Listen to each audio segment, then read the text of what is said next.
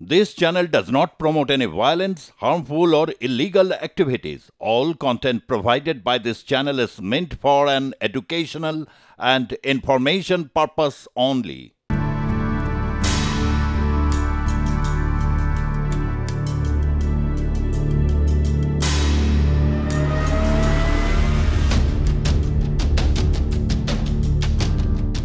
তাহলে কোথাও কি মনে হচ্ছে যে এইবার বড়সড় একটা পরিবর্তন হবে?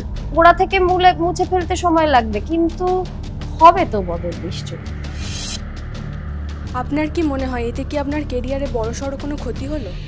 আমার কাছে কিন্তু থ্রেট কলে এসেছে যে তুলে নেবো নাকি, জেল খাটার ইচ্ছা হয়েছে।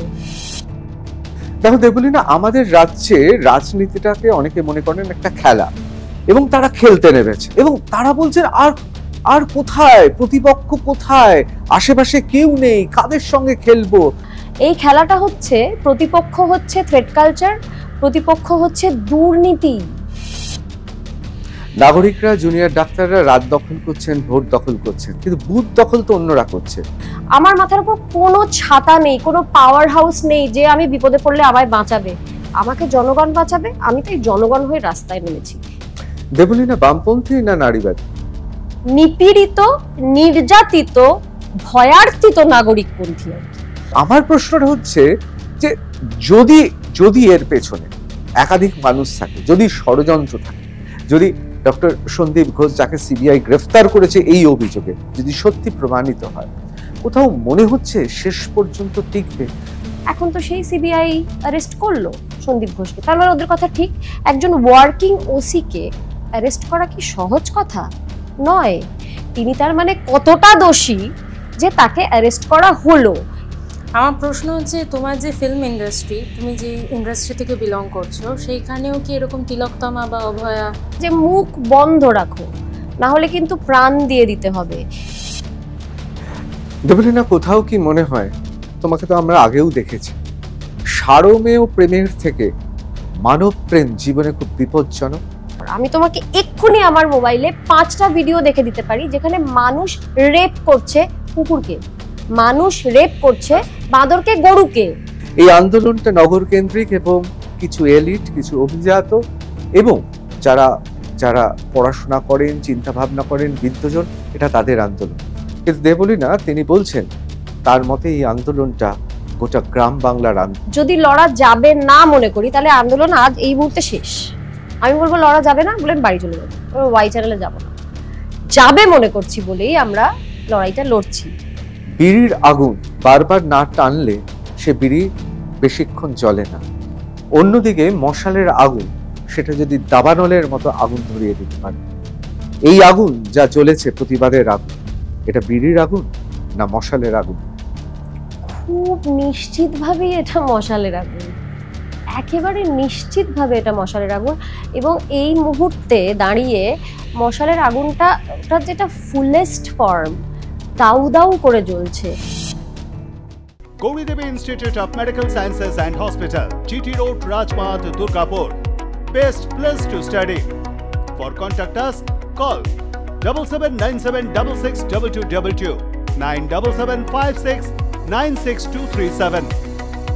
শুরু করছি আর প্লাস নিউজ রুম। আমি ঋতব্রত ভট্টাচার্য, আমার সঙ্গে রয়েছে রুমঝুম সামন্ত, রয়েছে ঐন্দ্রিলা ঘোষ, এবং আমার সঙ্গে রয়েছেন সায়ন্তনী জানা। আর যিনি অতিথি, তাকে আমরা সবাই চিনি, বাংলা ছোট পর্দা, বড় পর্দার অত্যন্ত মিষ্টি পরিচিত মুখ। কিন্তু গত কয়েক সপ্তাহ ধরে তাকে দেখছি ঝড়ের মতো সে যেন বিদ্রোহ ঘোষণা করেছে। আজকে অভিনেত্রী দেবলীনা দত্ত। দেবলীনা, স্বাগত আর প্লাস নিউজে। দেবলীনা, আমার প্রথম প্রশ্ন, এতদিন ধরে অভিনয় করছো, এত মানুষের ভালোবাসা, অভিনয় জগতে বিশেষ করে সেটা ছোট পর্দা হোক, বড় পর্দা হোক, ওয়েব সিরিজ হোক, তোমার একটা আলাদা অরা আছে সবাই বলে। সেখানে কি খুব দরকার ছিল আর্জি করে এত বেশি সমস্ত কিছু বিসর্জন দিয়ে নেমে পড়া? কারণ একদিন সন্ধেবেলায়, আমার মনে আছে, সন্ধে গড়িয়ে রাত হচ্ছে, হঠাৎ দেখলাম একটি মেয়ে বিস্কিট না কিছুটা একটা প্যাকেট নিয়ে স্বাস্থ্য ভবনের পাশ দিয়ে হেঁটে যাচ্ছে। অন্ধকারের মধ্যে মনে হলো দেবলীনার মতো দেখতে। এটা কখন দেখলে তুমি? আমি নিজে দেখেছি। দেখলে আর সেদিন কথা বলে বুঝতে পারলাম, আরে দেবলীনাই তো। মানে তোমাকে এই রকম, হ্যাঁ, এইরকম ভাবে হঠাৎ নেমে পড়লে কেন? নিজের তাগিদে, প্রাণের দায়ে। যদি সত্যি কথা বলি তাহলে প্রাণের দায়। কি হয়েছে বলতো, এই যে এটার সাথে প্যারালালি আমাদের ইন্ডাস্ট্রিরও একটা কেস চলছে, আর একটি হেয়ার ড্রেসার আত্মহত্যা করার চেষ্টা করেছিল। আজকে তোমার এখানে আমি কোর্ট থেকে আসছি সোজা আর কি, হিয়ারিং এর একটু সময় এখনো বাকি, আজকে বেল সংক্রান্ত কেস চলছে। থ্রেট কালচারেরই ভিকটিম সে একটা আর কি। আমি যে 27 বছর কাজ করছি ইন্ডাস্ট্রিতে, আমিও থ্রেট কালচারের ভিকটিম হয়েছি বহুবার। থ্রেট কালচার আমার ইন্ডাস্ট্রিতেও আছে। যে থ্রেট কালচারের বিরুদ্ধে আজকে WBJDF লড়ছে এবং যে থ্রেট কালচারের মোকাবিলা করতে গিয়ে একটি প্রতিহিংসামূলক খুনের ভিকটিম হতে হলো, একটি মেয়েকে প্রাণ দিয়ে দিতে হলো, সেই থ্রেট কালচার আমাদের প্রতিটা সেক্টরে। ওরা না একটু ডাক দিয়েছে। আমরা আন্দোলন শুরু করতে হয়তো সবসময় খুব ভালো পারি না আমরা বাঙালিরা, কিন্তু আন্দোলনের লেজুর হতে খুব ভালো পারি।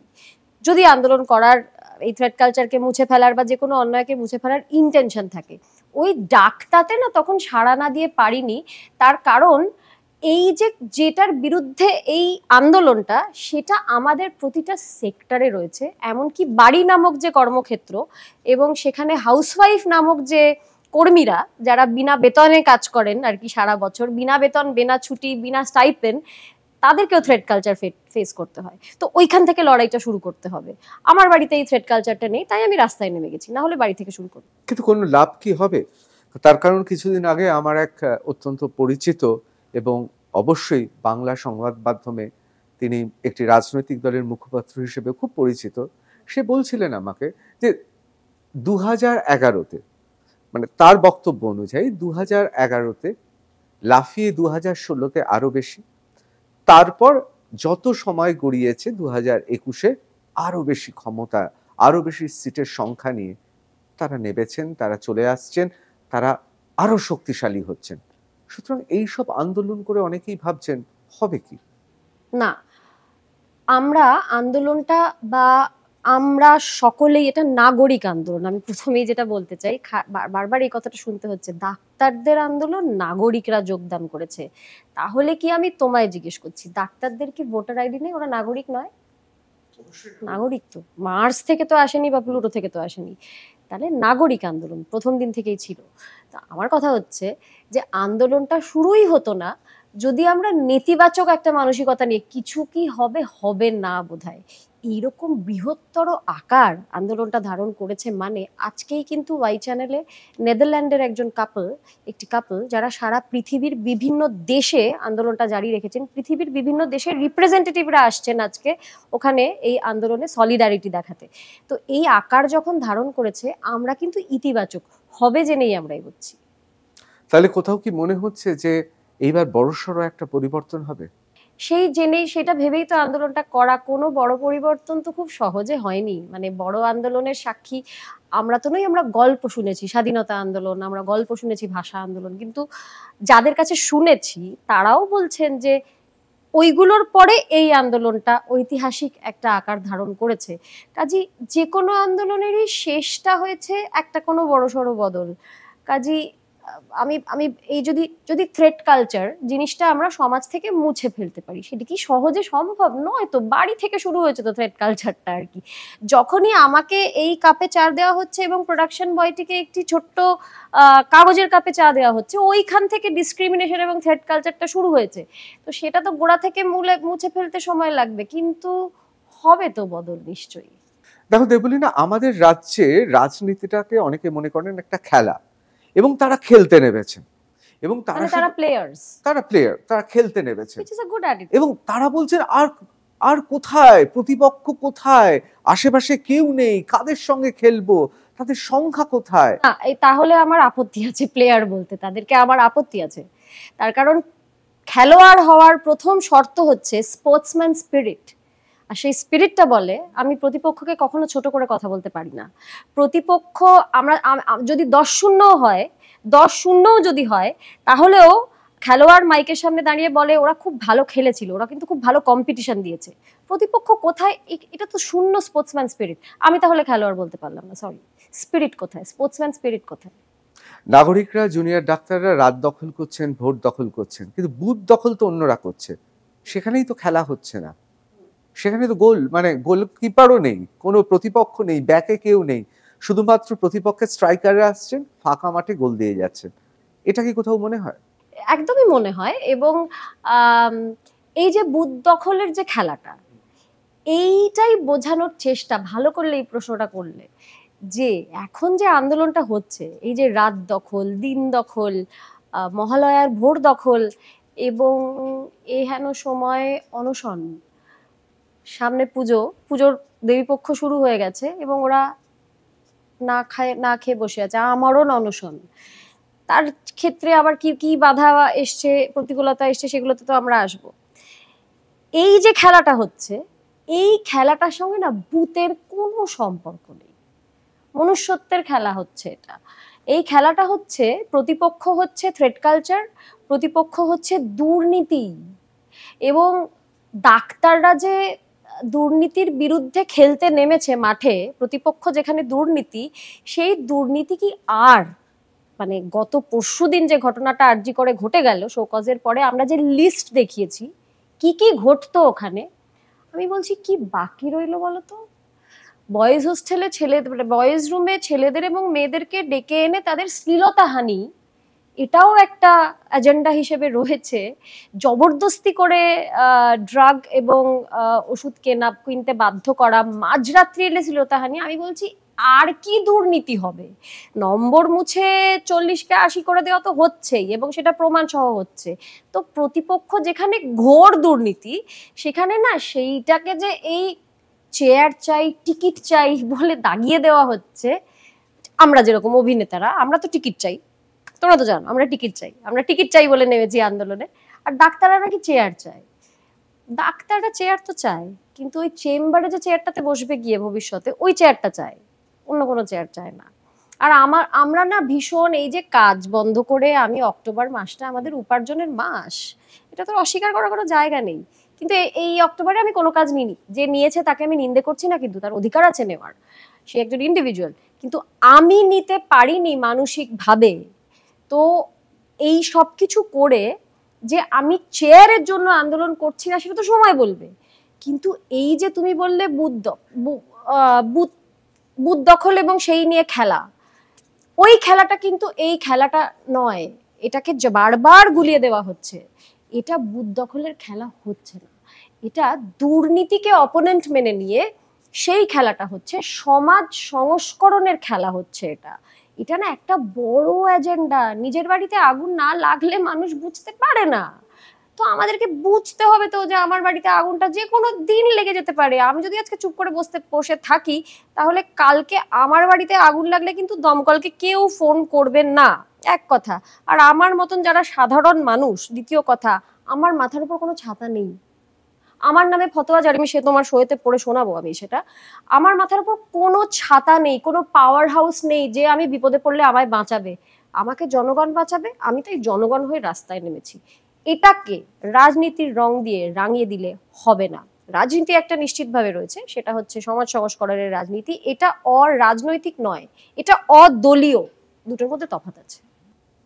সত্যি কি কোনো দল নেই এর ভেতরে? না, নেই, সত্যি কোনো দল নেই এর ভেতরে, যদি ফিজিক্যালি ওখানে উপস্থিত থাকা যায়।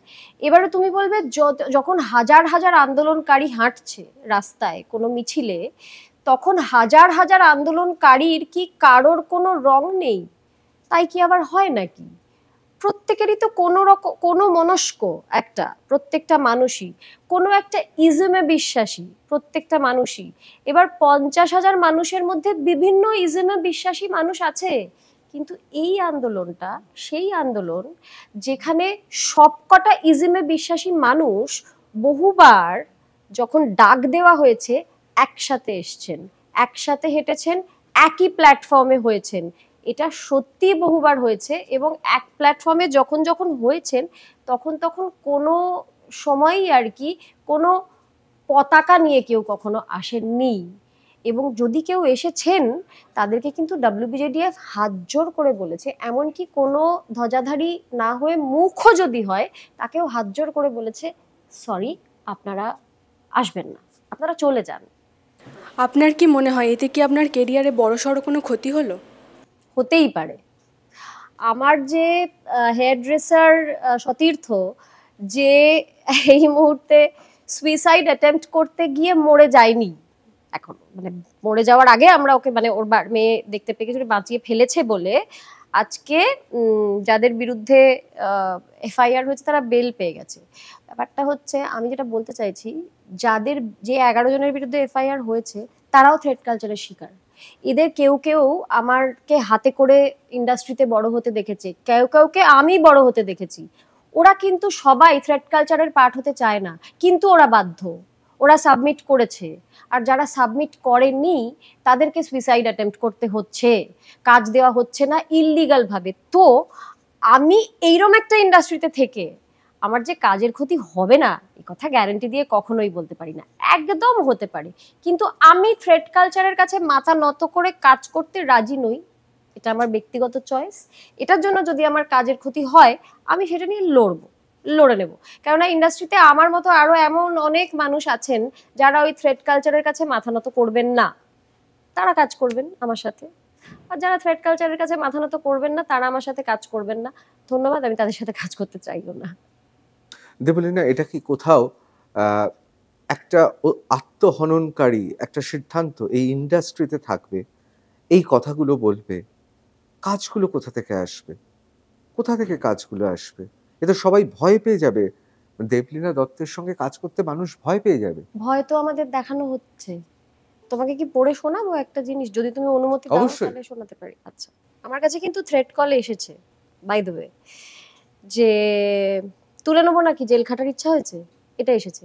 আমি জিজ্ঞেস করছি আমি কি করেছি যার জন্য জেল খাটার কথা আমাকে বলা হচ্ছে।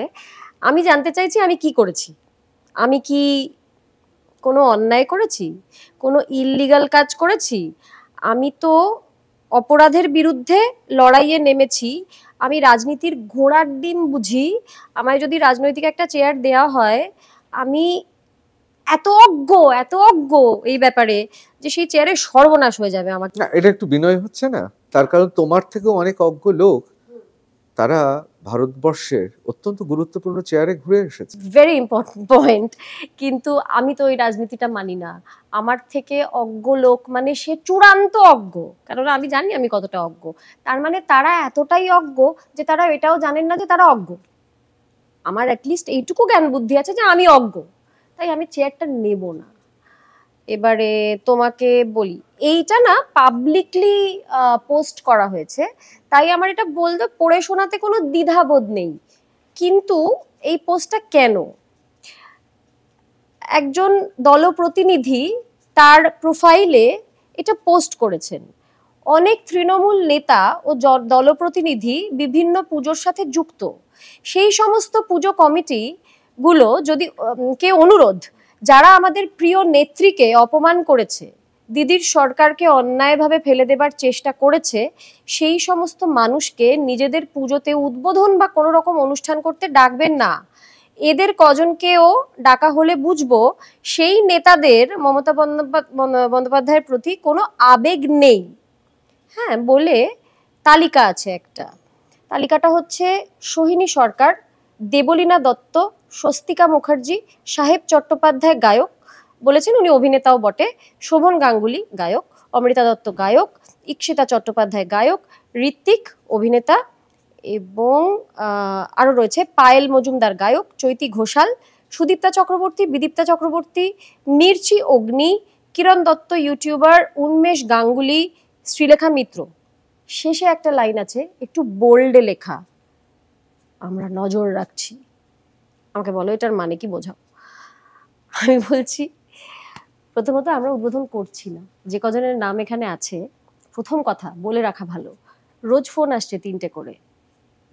অবাক যেটা লাগছে সেটা হচ্ছে যে পশ্চিমবঙ্গের বিভিন্ন অঞ্চল থেকে ফোন আসছে, এবং যে দলকে বারণ করা হয়েছে আমাদের ডাকতে সেই দলের পুজোর ফোনও আসছে।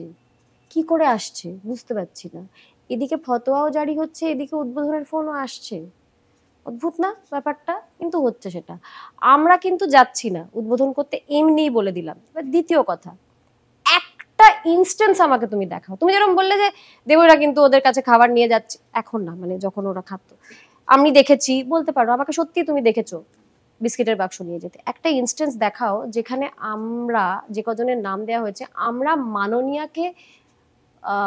মাননীয়ার প্রতি কোনো অপমানজনক কথা বলেছি বা মাননীয়াকে অপমান করেছি, একটা ইনস্টেন্স আমি তোমাকে চ্যালেঞ্জ করছি, তুমি আমায় দেখাও।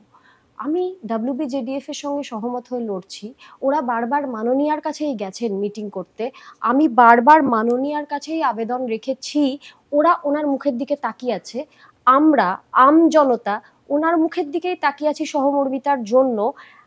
আমরা বারবার আওয়াজ তুলেছি দুর্নীতির বিরুদ্ধে, একটা করে ঘটনা তুলে এনেছি, সেটা নিয়ে সন্দীপ ঘোষের নাম আমি বারবার বলেছি।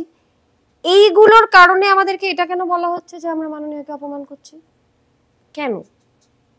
এটার সাথে তো মাননীয়ার সম্পর্ক আমরা করছি না, যারা বলছেন তারা এটা একটা ভীষণ গন্ডগোল করছেন না কি এটা বলে?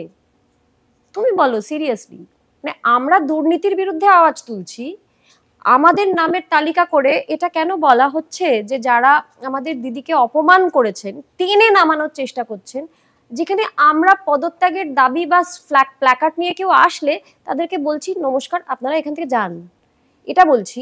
তাহলে আমাদের দুর্নীতির বিরুদ্ধে আওয়াজকে কেন মাননীয়ার বিরুদ্ধে আওয়াজ বলা হচ্ছে? আপনারা এটা বলে কিন্তু গন্ডগোল করছেন, আপনারা নিজেদের দিকে তীর নিজেরা ছুড়ছেন এটা বলে, আমরা বলছি না কিন্তু এটা, এবং ঘটনা মানে ঠাকুর ঘরে খেয়ে আমি তো কলা খাইনি এরকম একটা ব্যাপার দাঁড়িয়ে সেরকমই তো যাচ্ছে। করে ফেলছেন এনারা। আমি এনার নামটা ভুলে গেছি যিনি পোস্ট করেছেন, মানে তিনি খুব একটা ভালো খেলোয়াড় নন আর কি, যদি তুমি খেলোয়াড় বলো তাহলে তিনি খুব একটা ভালো খেলোয়াড় নন। কেননা এটা করে আমি নিশ্চিত যে এটা যদি আর একটু বুদ্ধিমান কেউ জানতে পারতেন ওনাকে বারণ করতেন, কারণ আমরা সত্যি এরকম কোনো ইঙ্গিত করিনি। আমাদেরই একজন ফ্র্যাটার্নিটির একজন শিল্পী দুদিন আগে বলেছে যে কালীঘাটের ময়না এই কথাটাতে আমি প্রতিবাদ জানাচ্ছি, আমি ওর সাথে সহমত। এটা রেসিস্ট একটা কমেন্ট, এটা খুব অপমানজনক একটা কমেন্ট। আমি এই রকম একটা কি বলবো এটাকে, পিতৃতান্ত্রিক সমাজকে সাপোর্ট করে এরকম একটা কমেন্টকে আমি কোনোদিন সাপোর্ট করবো না। আমি ওটাকে সাপোর্ট করছি, আমি আমার সহকর্মীর সাথে সহমত। আমি সোহিনীর কথা বলছি, ও কিছুদিন আগেই কমেন্টটা করেছে। এবারে আমি হলপ করে বলতে পারি যে এরকম কোনো ইন্টেনশন আমার নেই, কিন্তু আমার নাম করে যদি এটা কেউ নিজে বলে দেয় তাহলে তো সে ভুল করছে, সে ঠাকুরঘরের কলে খাইনিটাই করছে। তাকে আপনারা থামান, এই বাজে খেলোয়াড়গুলোকে মাঠ থেকে বার করুন। দেবলীনা বামপন্থী না নারীবাদী? আমি নারীবাদীও নই, আমি বামপন্থীও নই। নারীবাদী তো নই, বামপন্থীও নই। আমি এই মুহূর্তে শুধু নাগরিকপন্থী, নিপীড়িত, নির্যাতিত, ভয়ার্থিত নাগরিকপন্থী আর কি। আমার যেটা মনে হয় সেটা হচ্ছে নারীবাদী তো নই, তার কারণ হচ্ছে যে আমি নারীবাদী, আমি যেটা প্রথম থেকে আমি বারবার বলছি যে তিলোত্তমা যদি পুরুষ হতো, এই যে এইটাকে না একটা, এটা খুব ভালো কথা জিজ্ঞেস করলে, ফেমিনিজমের দিকে ঘুরিয়ে দেওয়ার একটা প্রচন্ড চেষ্টা হচ্ছে এই লড়াইটাকে। রেপ কালচার, জঘন্য জিনিস একটা রেপ সংস্কৃতি, এবং সেটার বিরুদ্ধে তো আমাদের লড়তেই হবে। রেপটা যেটা হয়েছে, কিন্তু টু বি স্পেসিফিক, আমরা যতটা এতক্ষণ জানি সেটা হচ্ছে নেক্রোফিলিক অ্যাটাক হয়েছে। নেক্রোফিলিক অ্যাটাক আর রেপ দুটো আলাদা জিনিস সম্পূর্ণ। খুন হয়েছে তার আগেও। রেপের সাথে একটা লালসা জড়িয়ে থাকে, এখানে প্রতিহিংসা জড়িয়ে রয়েছে। আমরা বারবার শুনেছি ওর বাবা মায়ের কাছে যে ও ভীষণ প্রতিবাদমূলক ছিল, প্রতিবাদ মুখর ছিল। ওর বন্ধু বান্ধবদের কাছে শুনেছি প্রতিবাদ মুখর ছিল। এবারে এই প্রতিবাদের জন্য ওকে জীবনটা দিয়ে দিতে হলো। সেখানে এইটা একটা নারীপন্থী আন্দোলন নয়, এটা দুর্নীতির বিরুদ্ধে আন্দোলন। কারণ তিলোত্তমা যদি পুরুষ হতো ওকে তাহলেও মরতে হতো, হয়তো শুধু নেক্রোফিলিক অ্যাটাকটা হতো না, কিন্তু একজন পুরুষ ছাত্র হয়ে যদিও এইভাবে প্রতিবাদ করত ওকে তাহলেও মরতে হতো। কাজে এই আন্দোলনটা আরো অনেক বড় আর কি, কোনো ফেমিনিস্ট আন্দোলন এটা নয়। নেক্রোফিলিক অ্যাটাকটা হতো কিনা বলতে পারছি না, তবে সন্দীপ ঘোষের যে ইতিহাস আমরা পেয়েছি, যে কোথায় বলো ওনাকে অ্যাকিউজ করা হয়েছিল একজন মেল নার্সকে মোলেস্ট করার জন্য, সেক্ষেত্রে নেক্রোফিলিক অ্যাটাক হতেও পারতো যদি ছেলে হতো, সেটা তো আলাদা কথা। কিন্তু দেখা যাচ্ছে যে ছাত্রছাত্রীরা, ডাক্তার WBJDF এর সদস্যরা যা যা বলেছে সবকটা সত্যি প্রমাণিত হচ্ছে। ওদের আন্দোলনটা কেন, যদি কেউ জিজ্ঞেস করে কেন করে যাচ্ছে এটা ওরা, তুমি অ্যাকিউজেশন গুলো দেখো পরশুদিন যেগুলো বেরিয়েছে আরজি কর থেকে, এবং সেটা তো শুধু আরজি করের ক্ষেত্রে অ্যাপ্লিকেবল নয়, সব হসপিটালেই এটা চলছে। সেই সব কটা ওরা প্রথম থেকে বলছিল। সন্দীপ ঘোষ প্রথম থেকে ওরা বলছিল যে উনি একজন ভয়ঙ্কর মানুষ। বহু মানুষ ওনাকে ডিফেন্ড করে কথা বলেছেন, বলেননি তো তাই নয়, তারা কি প্রমাণ নিয়ে ডিফেন্ড করেছেন, আর যদি কোনো প্রমাণ ছাড়া তারা ডিফেন্ড করে থাকেন তাহলে কেন করেছেন? তাদের আত্মীয়, আমি হলে তো আমার আত্মীয়কেও ডিফেন্ড করব না, বরং আমি আমার আত্মীয় নিন্দনীয় জানলে তাকে শাস্তি দিয়ে তার বিরুদ্ধে আওয়াজ তুলে আমি প্রমাণ করব যে আমি একজন স্বচ্ছ মানুষ। এখন তো সেই সিবিআই অ্যারেস্ট করলো সন্দীপ ঘোষকে, তার মানে ওদের কথা ঠিক। একজন ওয়ার্কিং ওসিকে অ্যারেস্ট করা কি সহজ কথা নয়। তিনি তার মানে কতটা দোষী যে তাকে অ্যারেস্ট করা হলো, এটা তো অনেক আগে থেকে WBJDF বলছে যে এভিডেন্স ট্যাম্পারিং হয়েছে, ওসি তাতে ইনভলভড। ওদের সবকটা কথা তো এক এক এক এক এক করে সত্যি হয়ে যাচ্ছে। Gauri Devi Institute of Medical Sciences and Hospital, GT Road, Rajpath, Durgapur. Best place to study. For contact us, call 7797662222, 9775696237. দেবলীটা, এখানে একটা প্রশ্ন রয়েছে। একের পর এক প্রমাণ যদি লোপাট হয়ে থাকে, এখানে একজন আমাকে প্রশ্ন করেছিলেন যে যদি সত্যি এরকম ঘটনা ঘটেন, তার পেছনে যদি ডক্টর সন্দীপ ঘোষের মতো মানুষ থাকেন, তাহলে সত্যি কি আরজি করে হবে? তাহলে তো অন্য কোথাও হতে পারে। তিনি আমাকে এই প্রশ্নটা করেছিলেন, কিন্তু আমি তাকে পাল্টা যুক্তি দিয়েছিলাম। ডক্টর সন্দীপ ঘোষ জানতেন আরজি করে তিনি ছাড়া আর কেউ নেই, সেখানে তিনিই সূর্য, তিনিই চন্দ্র, এবং এমন একটা ল্যাবরেটরি, যে ল্যাবরেটরিতে তিনি বসে কাউকে খুন করে রক্ত থেকে শুরু করে দেহরস থেকে শুরু করে রাসায়নিক পদার্থ দিয়ে সেগুলোকে মুছে ফরেনসিক বিশেষজ্ঞদের ডেকে আর কি কি করা যায়, দরকার হলে দেওয়াল ভেঙে তার বালির সিলিকা দিয়ে রাসায়নিক পদার্থ মুছে দেওয়া যায় যাতে 3D এক্সরেতে ধরা না পড়ে। এইরকম একটা অভিযোগ তো উঠছে। তুমি যেটা বললে সেটা মানে বলতে চেয়েছে যে তাহলে আরজি করে কেন হতো, অন্য কোথাও হতো, সেফ হতো সেই জায়গাটা। কিন্তু আমার প্রশ্নটা হচ্ছে যে যদি এর পেছনে একাধিক মানুষ থাকে, যদি ষড়যন্ত্র থাকে, যদি ডক্টর সন্দীপ ঘোষ যাকে সিবিআই গ্রেফতার করেছে এই অভিযোগে যদি সত্যি প্রমাণিত হয়, কোথাও মনে হচ্ছে শেষ পর্যন্ত টিকবে? তার কারণ যদি প্রমাণটাই লোপাট হয়ে থাকে, যদি ময়না তদন্ত একবার নিজেদের লোককে দিয়েই করানো হয়ে থাকে, এবং সেখানেও অনেক কিছু এমন কিছু রয়েছে যেগুলো বোঝাই যাচ্ছে যে যেগুলো সাধারণ ক্ষেত্রে ঘটে না, সেই জায়গায় মনে হয় যে এই কেসটা নিয়ে লড়া যাবে। আবারও আমি বলছি, যদি লড়া যাবে না মনে করি তাহলে আন্দোলন আজ এই মুহূর্তে শেষ। আমি বলবো লড়া যাবে না বলে আমি বাড়ি চলে যাবো, ওয়াই চ্যানেলে যাবো না। যাবে মনে করছি বলেই আমরা লড়াইটা লড়ছি, ইতিবাচক, তাই জন্যই আন্দোলন, না হলে আন্দোলন হতো না। তুমি প্রথমে যে কথাটা বললে সেখানে আমার না একটা জিনিস বারবার মনে হয়েছে যে কেন আরজি করেই করা হলো। কারণগুলোর মধ্যে তুমি যে কটা কথা বললে তার সাথে তো আমি সহমত বটেই, সেগুলো তো ছিলই আখড়া। এখন আমরা যেটা জানতে পেরেছি, আমার কথা নয়, সিবিআই এর কথা এটা, যে আখড়া ওটা একটা দুর্নীতির, যেটা গত পরশুদিনের পর আমরা জানতে পেরেছি। এবারে ওখানেই কেন, আমার মনে হচ্ছে একটা বড় কারণ হচ্ছে, আমি গুগল করে দেখছিলাম কোন কোন বছর কি কি ঘটেছে আরজি করে, তার মধ্যে কটা মৃত্যু আছে ছাত্রছাত্রীর, যেগুলোকে নাকি খুন বলে কেস দায়ের করা হয়েছিল, শেষমেশ সুইসাইড বলে চালিয়ে দেওয়া গেছে। তো আরজি করে হওয়ার একটা বড় কারণ আমার মনে হয় যে কনফিডেন্সগুলো থাকার কথা সেগুলো তো ছিলই, প্লাস বাকি যারা প্রতিবাদ মুখর ছাত্রছাত্রী তাদেরকে একটা শিক্ষা দেওয়া, তোরা প্রতিবাদ করবি, দেখ এই হাল করে দেবো যদি করিস। এটাও একটা বড় কারণ আরজি করেই ঘটনাটা ঘটানোর। রাস্তায় দুর্ঘটনা হয়ে গেলে তো বোঝা যেত না কেন হলো, আমরা তো দুর্ঘটনাই ভাবতাম, আজকে এই আকার ধারণ তো করতো না আন্দোলনটাও। আন্দোলন হবে যারা করে তাও ভাবেনি। এবারে থ্রেড কালচার যে এত বড় একটা লিস্ট আমরা পেয়েছি নামে, এই থ্রেড কালচারের ধ্বজাধারী যারা, তারা মনে করেছে নিশ্চিতভাবেই যে এটা একটা নিদর্শন তৈরি করলাম আমরা, যে মুখ বন্ধ রাখো, না হলে কিন্তু প্রাণ দিয়ে দিতে হবে। এটাও একটা বড় কারণ আরজি করে এটা করার। কারণ তুমি যেগুলো বললে যে অ্যাডভান্টেজগুলো ছিল, সেই অ্যাডভান্টেজগুলো দিয়ে ভেবেছিল ধামা চাপা দেওয়া যাবে, ধরা যাবে না, কিন্তু ভেতরের লোক তো জানতে পারবে যে আসলে এটা কি হয়েছে। যেরকম আজকে WBJDF এটা জানতে পেরে বুঝতে পেরে যখন কিঞ্জল নন্দীর মুখ থেকে সরাসরি আমি শুনলাম যে দলটা প্রথম দরজা আটকে এইভাবে দাঁড়িয়েছিল যে না আমরা বডি নিয়ে যেতে দেব না, ওইখান থেকে ওই নাটা থেকে আন্দোলনটা শুরু হয়েছে। সেইটা যে ওরা করে ফেলবে এটা ভাবেনি, এরা কোনটা করেছে।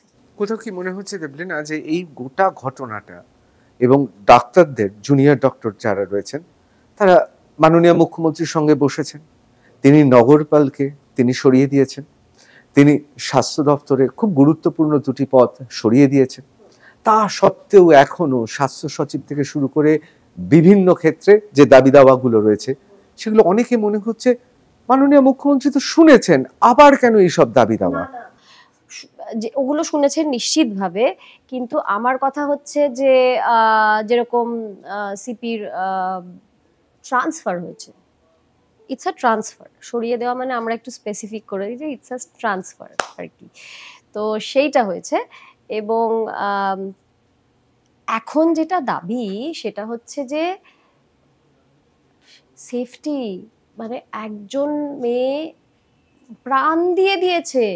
আমি বলছি আমার যদি সন্তান, আমি মাকে জিজ্ঞেস করেছি আমার মাকে, আচ্ছা মা আমি যদি ডাক্তার হতাম, আমি যদি হসপিটালের ছাত্রী হতাম, ওখানে এরকম একটা খুন হয়ে গেল, তুমি কি তারপর আমাকে আর যেতে দিতে ক্লাস করতে? আমাকে মা বলেছেন না আমি দিতাম না।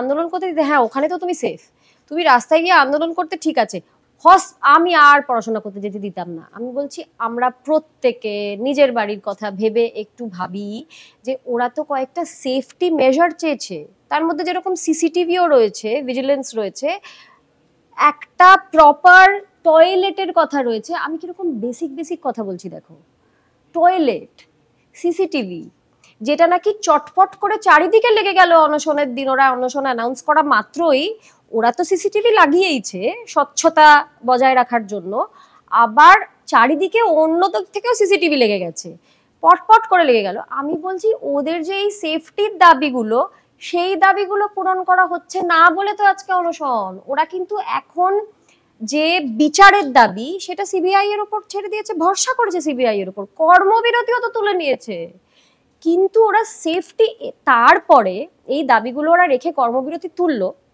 তারপরেই আবার একটা মারপিট হয়ে গেল। একতলা থেকে 3 তলায় লোকজন উঠে গিয়ে নার্সদের গায়ে হাত দিল, মারধর করলো, ভাঙচুর করলো। এই যদি হয় অবস্থা, ওই বাচ্চা ছেলেগুলো মানুষ নয়, ডাক্তার মানে ভগবান নয়, কিন্তু ওদেরকে প্লিজ আমরা রক্ত মাংসের মানুষের চোখেই দেখি। তোমার মতো মানুষ, আমার মতো মানুষ, ওদেরও অসুখ করে, তখন ওরা আরেকজন ডাক্তারের কাছে গিয়ে ট্রিটমেন্ট করে। এবারে আমার কথাটা হচ্ছে এইরকম আনসেফ পরিবেশে ওরা কোন ভরসায় কাজ করবে? তো সেই সেফটি মেজারগুলো ওদেরকে দিয়ে দিলে এর জন্য তো একটু সহমর্মিতার প্রয়োজন। এটা তো একদিনে করে দেওয়া যায়। তুমি একবার প্লিজ পড়ে দেখো ওদের এই সেফটি মেজারের দাবিগুলো। না আমি দেখেছি, আমি পুরোটাই দেখেছি। বেসিক, কিন্তু বেসিক ফান্ডামেন্টাল দাবি, এগুলো কিন্তু একটু সহমর্মিতা থাকলেই পূরণ করে দেওয়া যায়। এর জন্য অনশনে বসতে হলো কেন ওদের, আমি বুঝতে পারছি না। অনশনে কোথাও কি স্বাস্থ্য দপ্তরের পাশে আমরা স্বাস্থ্য ভবনে সেক্টর 5-এ আমরা দেখলাম একটা জমজমাট আসর বসেছিল, সেখান থেকে প্রতিবাদ হয়েছে। জমজমাট এই কারণে বলছি, সবসময় লোকে লোকারণ্য। আবার আমি দেখেছি, আমি ধর্মতলাতেও দেখছি, কোথাও মনে হচ্ছে না, অনেকেই বলছে যে এই রাজ্যটা এতটাই গণতান্ত্রিক যে জুনিয়র ডাক্তাররা বা নাগরিকরা যদি ইচ্ছে হয় প্রতিবাদ করতে পারে। এর জন্য কি সরকারকে বা শাসককে বাহবা দেওয়া উচিত না, যে প্রতিবাদটা তো করার জায়গা করে দিচ্ছে? এটা তুমি কিরম বললে বলো তো? এটা তুমি এরম বললে যে আমি মোবাইলটা ফেলে দিয়ে ট্যাক্সি থেকে নেমে পড়েছিলাম, ট্যাক্সি ড্রাইভার মোবাইলটা চুরি করেনি, না চুরি করে আমায় এসে ফেরত দিয়ে গেছে, তার জন্য আমাকে প্রচন্ড জোরে হাততালি দিতে হবে যে বাহ তুমি চুরি করলে না, এরকম একটা কথা বললে আর কি। তো হ্যাঁ, এরকম যদি বলো তাহলে আমি নিশ্চয়ই বাহবা দেব, কিন্তু প্রতিবাদ করার অধিকারটা তো আমার অ্যাকচুয়ালি আছে, সেটা দেয়ারই কথা।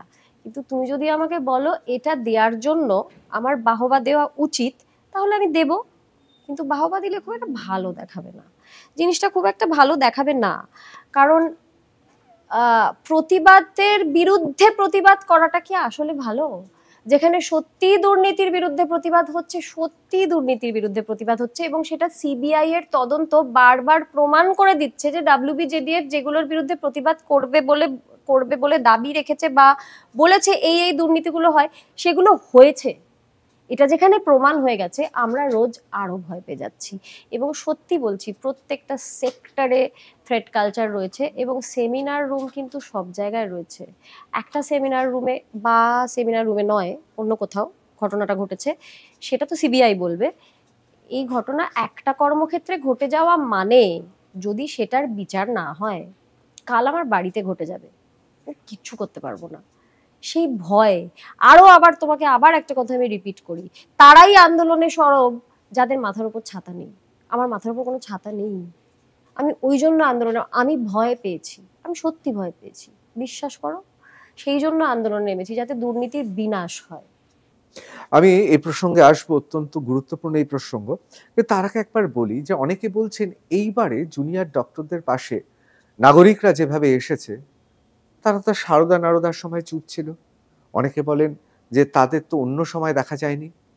এমনকি যখন মাধ্যমিক, উচ্চ মাধ্যমিক, প্রাথমিক শিক্ষক আন্দোলন, শিক্ষকরা বলছেন মেধা তালিকায় আমাদের নাম আছে কিন্তু আমরা চাকরি পাচ্ছি না, দুর্নীতি হয়েছে শিক্ষায়, শিক্ষামন্ত্রী, প্রাক্তন শিক্ষামন্ত্রী আপাতত শাহপর্ষদ তারা জেলেই রয়েছেন, ঠিক সেই সময় দিনের পর দিন খোলা আকাশের তলায় সেসব ছেলেমেয়েগুলো বসেছিল। তখন অন্যরা কোথায় ছিল? এবং তার পাশাপাশি এটাও ঠিক যে তারা তো, তাও তো জুনিয়র ডক্টর যারা, তারা তো মাথার উপর ছাদ পেয়েছেন, সে ছাদ অবশ্যই তাঁবুর ছাদ। হ্যাঁ, আমি দেখেছি ক্যাম্বিসের কাপড় দিয়ে ঢেকে দেওয়া, আমি দেখেছি সেখানে একের পর এক বায়ো টয়লেট রয়েছে। সেটা তারা কিছু পায়নি, জনগণ করেছে, তারা কিছু পায়নি। হ্যাঁ। তাহলে কোথাও কি এই আন্দোলনটা নগর কেন্দ্রিক একটা এলিটিস্ট আন্দোলন? না, এটা নয়। আমি তোমাকে বলছি, এটা না আমি প্রত্যক্ষদর্শী হয়ে বলছি। তার কারণ হচ্ছে, স্বাস্থ্য ভবনের বাইরে, আমি তো ওখানে রোজই থাকতাম, স্বাস্থ্য ভবনের বাইরে যে খাওয়ার আয়োজন হয়েছিল, সেই আয়োজন নিয়ে তো প্রচুর খোঁটা শুনতে হয়েছে, প্রচুর মিম তৈরি হয়েছে, বিরিয়ানি খেয়ে আন্দোলন হেন তেন।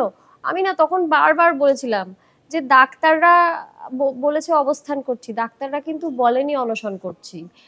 যদি বলে তাহলে মুশকিল হয়ে যাবে, কারণ সৎ আন্দোলন হচ্ছে, ওরা কিন্তু সৎভাবে অনশন করবে, তখন কিন্তু মুশকিল হয়ে যাবে। ওরা নিজেরাই সিসিটিভি বসিয়ে দিয়েছে অনশন করার সময়। তো তখন আমি দেখেছি পশ্চিমবঙ্গের বিভিন্ন প্রান্ত থেকে, আমি তোমাকে ফার্স্ট হ্যান্ড এক্সপিরিয়েন্স বলছি, পশ্চিমবঙ্গের বিভিন্ন প্রান্ত থেকে গৃহবধূরা বড় বড় কন্টেনারে করে খাবার নিয়ে আসছেন, বলছেন যে আমার বাড়ির মা, আমার ঠাকুমা বাড়িতে এই বিরিয়ানিটা বানিয়ে পাঠিয়ে দিয়েছেন। প্রান্তিক লোকজনেরা এসেছেন। ওখানে না একটা ছোট্ট পশ্চিমবঙ্গ তৈরি হয়ে গেছিল। কাজে এই ন্যারেটিভটা যে ওটা একটা রেসিডেন্সিয়াল এরিয়া ছিল এবং বড় বড় বিল্ডিং থেকে লোকজনেরা নেমে এসে পাশে দাঁড়িয়েছেন, ভুল। একদম সত্যি বলছি আমি তোমাকে, কত দূর দূরান্ত থেকে লোকজনেরা এসেছেন পশ্চিমবঙ্গের বিভিন্ন প্রান্তে। বাড়ির মা ঠাকুমারা কি চায়? চেয়ার না টিকিট? কোনটা চায়? যারা বিরিয়ানি রান্না করে পাঠাচ্ছে, ওদেরকে কিন্তু কোনো মেনু কার্ড পাঠানো হয়নি, ওরা ভালোবেসে এই রান্নাটা পাঠিয়েছিল। এবং এরমও হয়েছে যে একদিন 250 জনের খাবার কম পড়েছে, এটাও হয়েছে, সেটা কিন্তু কখনো প্রচারের আলোয় আসেনি। তখন জানানোর পরে কিছু বন্ধু বান্ধবরা আমাদের হয়তো একটা ফোন করেছে যে 250 জনের খাবার নেই আজকে রাত্রিবেলা, কি করা যায় বলো তো? সেই একটা ফোন কলে 250 জনের খাবারের বদলে 600 জনের খাবার চলে এসছে, একটা ফোন কল। এই 600 জনের খাবার আসার পরে তো খাবার বেশি হলো, সেই বেশি হওয়া খাবারটা ডাক্তাররা ওখানে সংগ্রহ করে রাস্তায় ঘুরে ঘুরে গরিবদেরকে বিলিয়ে দিয়েছে, ফুটপাতের বাসিন্দাদেরকে। কই, সেটা তো প্রচারের আলোয় আসছে না। এই ঘটনাগুলো ঘটেছে। কাজী এইটা একদম এলিটিস্ট আন্দোলন নয়। সব থেকে বড় কথা হচ্ছে, আন্দোলনটা কিন্তু হসপিটালগুলোর দুর্নীতির বিরুদ্ধে। হসপিটালে কি এলিটরা যায়? এলিটরা তো প্রাইভেট নার্সিং হোমে যায়। হসপিটালের সেফটি মানে শুধু ডাক্তারদের সেফটি, হসপিটালে তো পেশেন্টও থাকে, পেশেন্ট পার্টিও থাকে। হসপিটালটা যদি আনসেফ হয়ে যায়, তাহলে কালকে যে একটা পেশেন্ট রেপ হবে না, খুন হবে না, কে গ্যারান্টি দিচ্ছে? এই লড়াইটা তাহলে এলিটিস্ট আন্দোলন হতেই পারে না, কেননা এখানে হসপিটাল ইনভলভ, যেখানে এলিটরা যায় না। অবশ্যই খুব গুরুত্বপূর্ণ এই পর্যবেক্ষণ। তার কারণ অনেকেই মনে করে এই আন্দোলনটা নগর কেন্দ্রিক এবং কিছু এলিট, কিছু অভিজাত এবং যারা যারা পড়াশোনা করেন, চিন্তা ভাবনা করেন, বিদ্বজন, এটা তাদের আন্দোলন। কিন্তু দেবলীনা তিনি বলছেন তার মতে এই আন্দোলনটা গোটা গ্রাম বাংলার আন্দোলন। যে চাওয়ালা বিনা পয়সায় প্রত্যেকদিন এসে চা দিয়ে দিত, তার সারাদিনের রোজগার হয়তো 60-70 টাকা, 80 টাকা ম্যাক্সিমাম। সে ওই টাকাটা বিসর্জন সে কি তোমায় দিয়ে যেত, মানে তোমার ফ্যান নয় তো? বিলিয়ে দিত, চা বিলতো, চা তৈরি করে WBJDF এর যে সদস্যরা তাদেরকে বিলতো। এইখানে মজার কথা হচ্ছে, তার আমার ফ্যান হওয়ার কোনো প্রশ্নই নেই, সে আমাকে চিনতো না।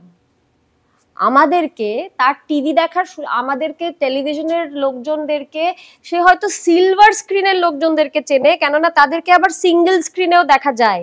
সে একজন সিঙ্গেল স্ক্রিনে যাওয়া পাবলিক, সে একজন মাল্টিপ্লেক্সে যাওয়া পাবলিক নয়। আমাদের মতো টেলিভিশনের লোকজনদেরকে ওরা চেনেই না। আমরা অভিনেতা না আমরা ডাক্তার তারা বুঝতেই পারতো না, তারা শুধু বিলিয়ে দিত চা। এটা কি করে এলিটিস্ট আন্দোলন হয়? আমাদের এগুলো একটু প্রচারের আলোয় আনা দরকার। কিন্তু প্রশ্নটা হচ্ছে, জুনিয়র ডাক্তাররা তারা তো এই শহরের একেবারে প্রাণ কেন্দ্রে বসে তারা তো বহাল তবিয়েতে অনশন করে যাচ্ছে, এরকমটা অনেকে অভিযোগ করছে। কই দেবনীলা, তাদের তো কেউ আটকাচ্ছে না, কোনোভাবে তাদের কোনো রকম অসুবিধার তো সৃষ্টি করছে না সরকার। হ্যাঁ, একেই তো ওরা অনশন করছে, তার উপর যদি বায়ো টয়লেট না থাকে, মানে বলা হচ্ছে যে গ্রিন জোন, তাই বায়ো টয়লেট অ্যালাউড না। মানে আজকে শেষমেশ বায়ো টয়লেট ঢুকেছে এবং সিজ করে নেওয়া হয়েছিল তার আগে, আমরা সবাই জানি। আমি বলছি একেই ওরা অনশনে আছে, তারপরে ওরা বারবার হেঁটে হেঁটে অনেকটা দূরে পেয়ার নিউজ টয়লেটে কি করে যাবে? এবারে গ্রিন জোনে যদি বায়ো টয়লেট অ্যালাউ না করা হয়, তাহলে দুখানা বড় বড় বায়ো টয়লেট যে পুলিশ ভ্যানের টয়লেট যে ওই গ্রিন জোনেই রাখা, সেটা নিয়ে আমরা তাহলে কি বলবো? বায়ো টয়লেট যদিও বা এলো, জল আনতে দেওয়া হচ্ছিল না।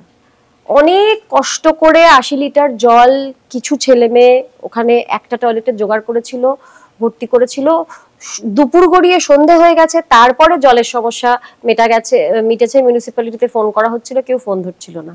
আমি বলছি এই অসহযোগিতাগুলো, এই মর্মান্তিক ঘটনাগুলো, ওদের বিরুদ্ধে এই রকম কাজকর্ম কেন?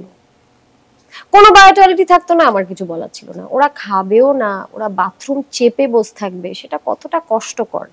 এইটা কেন?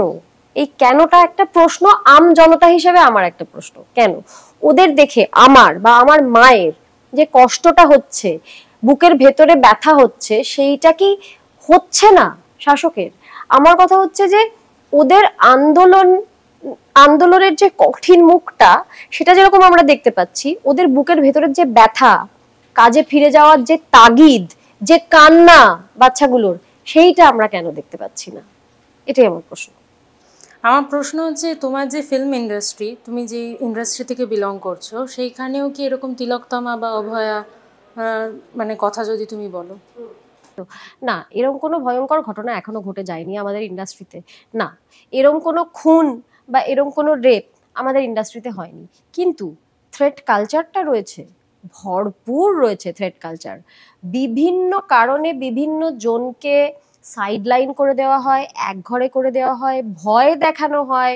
কোনো রকম অন্যায় একটা প্রোডাকশনে হলো, তার বিরুদ্ধে যদি ন্যূনতম আওয়াজ তোলা হয়, তাদের কেটে দেওয়া হয় পাট, বন্ধ করে দেওয়া হয় রোজগার।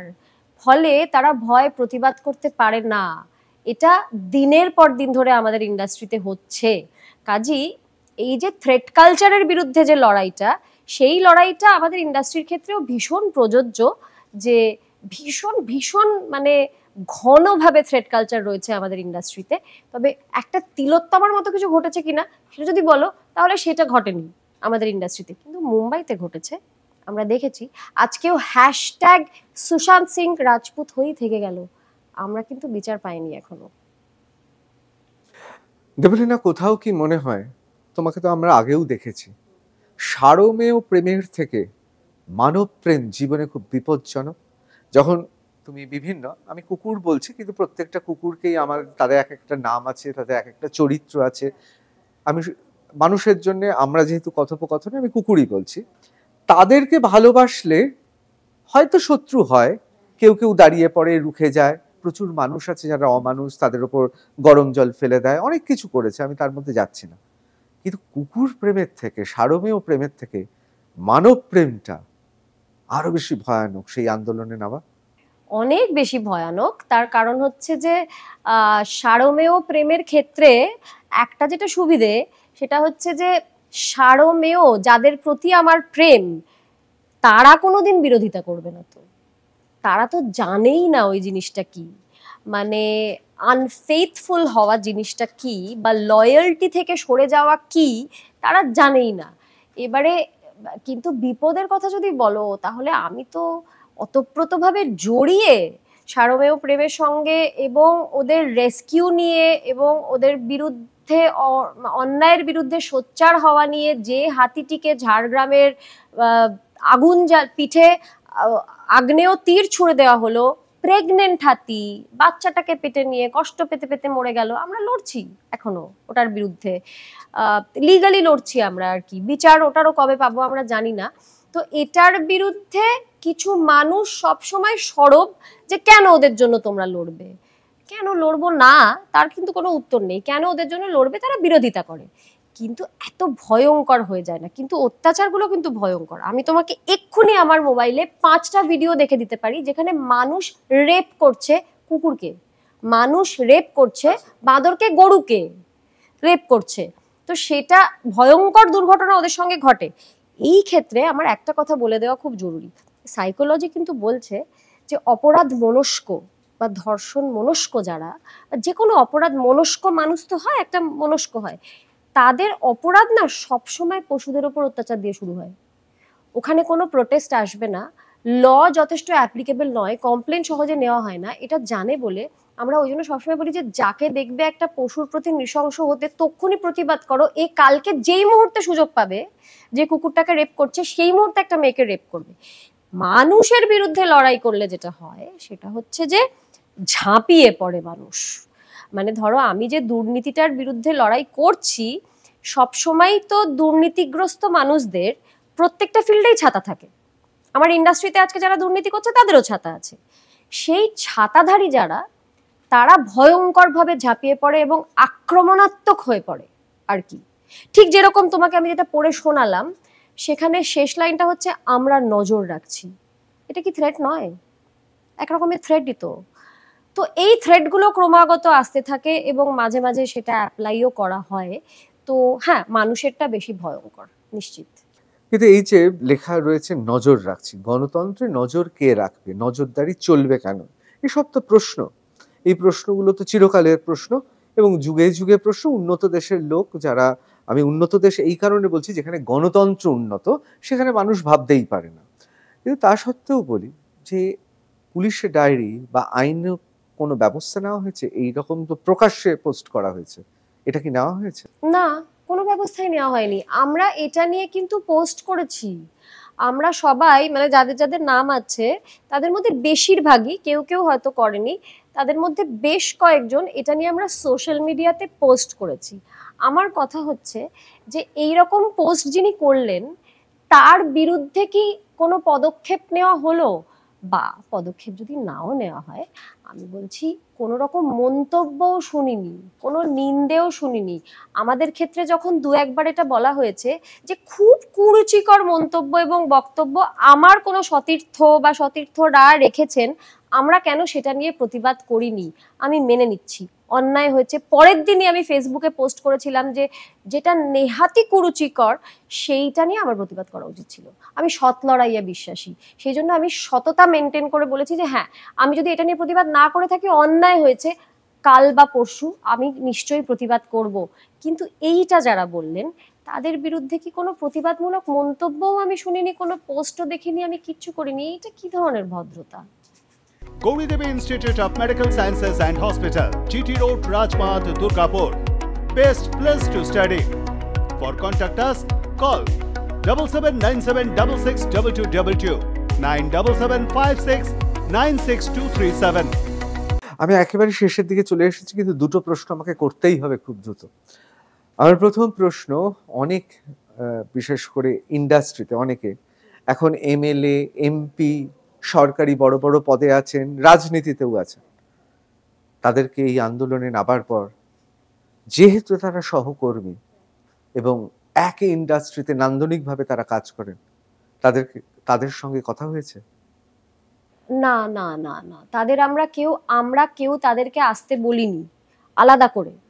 এমএলএ এমপিদের কথা যদি তুমি বলো, ঘটনাচক্রে আমার অন্তত ব্যক্তিগতভাবে কারোর সাথে ঘটনাচক্রে কর্মক্ষেত্রে দেখা হয়ে গেল বা কিছু হলো, কথা হলো, এটাও ঘটনাচক্রে হয়নি। কিন্তু আসতে বলেছো কিনা প্রশ্ন যদি করো, সেক্ষেত্রে একটা কথা আমি খুব পরিষ্কার করে জানাই, আমরা বা যারা রোজ রোজ থাকছি আন্দোলনে বা WBJDF এর কেউ কাউকে কোনোদিন আসতে বলেননি। আপনারা আসুন বা আপনি আসুন, এটা কোনোদিন কেউ কাউকে বলেনি। যাদের মনে হয়েছে আন্দোলন করতে হবে দুর্নীতির বিরুদ্ধে, তারা রাস্তায় নেমেছে, বাকিরা নিজেদের তাগিদে জুটে গেছে তাদের সঙ্গে, কেউ কাউকে ডাকেনি। প্রত্যেকে নিজের তাগিদে আন্দোলনে এসছেন। তাদের যদি তাগিদ অনুভব হয় এই দুর্নীতির বিরুদ্ধে লড়াই করার, তারা আসবেন। আমার শেষ প্রশ্ন, আমি ধূমপানের বিরুদ্ধেই বলবো, ধূমপান স্বাস্থ্যের পক্ষে ক্ষতিকারক, কিন্তু আমি প্রশ্নটার জন্য আমি রূপক ব্যবহার করছি। বিড়ির আগুন বারবার না টানলে সে বিড়ি বেশিক্ষণ জ্বলে না, এবং সেই বিড়ি বা তামাক জাতীয় পদার্থ আমাদের শেষ করে দেয়, ক্যান্সারও হতে পারে। অন্যদিকে মশালের আগুন, সেটা যদি দাবানলের মতো আগুন ধরিয়ে দিতে পারে। এই আগুন যা জ্বলেছে প্রতিবাদের আগুন, এটা বিড়ির আগুন না মশালের আগুন? খুব নিশ্চিতভাবেই এটা মশালের আগুন, একেবারে নিশ্চিতভাবে এটা মশালের আগুন। এবং এই মুহূর্তে দাঁড়িয়ে মশালের আগুনটা, ওটার যেটা ফুলেস্ট ফর্ম, দাউ দাউ করে জ্বলছে। আমার মনে হয় তুমি যদি উপরের দিকে তাকিয়ে দেখো, তাহলে আগুনের শিখার শেষটা কোথায় এই মুহূর্তে দাঁড়িয়ে তুমি দেখতে পাবে না। আর এই আন্দোলন একটা বিকট আকার ধারণ করেছে এই মুহূর্তে দাঁড়িয়ে। যেটা আমি বলতে চাই, বিকট আকার বলতেই যেটা বোঝায় যে কোনো আন্দোলনের ক্ষেত্রে, সেটা হচ্ছে মারধর, মারদাঙ্গা, মারপিট, চিৎকার, চেঁচামেচি, হই হুল্লোড় না। আরেকটা বিকট আকার হয়, যেটা ওই লাউড বিকটের থেকে অনেক বেশি বিকট। সেটা হচ্ছে যখন ব্যারিকেড দিয়ে আটকে দেওয়া হয়, তখন ব্যারিকেড ভেঙে না দিয়ে শান্ত হয়ে ব্যারিকেডের বাইরে বসে থাকা, যতক্ষণ না ব্যারিকেডটা নিজে নিজে সরে যাবে। আরেকটা বিকট হয়, আমরা একটাও কথা না বলে আমরণ অনশনে বসে যাব, কিন্তু আমরা চিৎকার চেঁচামেচি করব না। আমরা আমাদের সভ্য, ভদ্র, শিক্ষিত, মার্জিত আন্দোলন বলতে যা বোঝায়, তার একটা নজির তৈরি করেছে WBJDF, যেটা ইতিহাসের পাতায় মডেল আন্দোলন হিসেবে লেখা থাকবে। সভ্য, ভদ্র, মার্জিত আন্দোলন কি করে হয়? এইভাবে করো, মারদাঙ্গা করে প্রকট আকার ধারণ করতে হয় না, এইরকম ভাবেও বিকট আকার ধারণ করা যায়। তো সেই বিকট আকার ধারণ করেছে এই মুহূর্তে ওই মশাল, যে মশালের আগুন কাউকে পুড়িয়ে দেবে না, কিন্তু যে মশালের আগুনের আলোয় সারা পৃথিবী আলোময় হয়ে যাবে, কিন্তু কাউকে পোড়াবে না। এইটুকু আমি বলতে পারি। অসাধারণ লাগলো। এখন মনে হচ্ছে বলি আলোর পথযাত্রী। আরো অনেক প্রশ্ন রয়েছে, আমি দেবলীনা আমি অনুরোধ করব আবার একবার নিউজ রুমে আসতে হবে, আরো বিশদে আলোচনা করতে হবে। তোমার ছবি সংক্রান্ত ভাবনা, তোমার চিত্র ভাবনা, তোমার নান্দনিক দিক, আজকে আমি পুরোপুরি পারলামই না আমরা সেদিকে যেতে সময়ের অভাবে। আমি চাই যে তুমি সুস্থ থাকো, ভালো থাকো, আলোর পথযাত্রী হয়ে ফুটে ওঠো।